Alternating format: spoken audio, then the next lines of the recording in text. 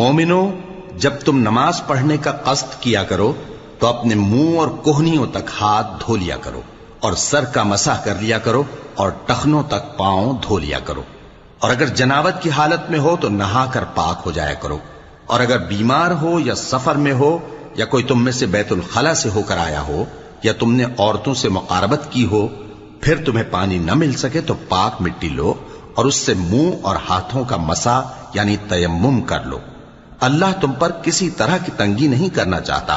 بلکہ یہ چاہتا ہے کہ تمہیں پاک کرے اور اپنی نعمتیں تم پر پوری کرے تاکہ تم شکر کرو۔ اور اللہ نے جو تم پر احسان کیے ہیں ان کو یاد رکھو، اور اس کے عہد کو بھی جس کا تم سے قول لیا تھا، یعنی جب تم نے کہا تھا کہ ہم نے اللہ کا حکم سن لیا اور قبول کیا۔ اور اللہ سے ڈرو، کچھ شک نہیں کہ اللہ دلوں کی باتوں تک سے واقف ہے۔ اے ایمان والو، اللہ کے لیے انصاف کی گواہی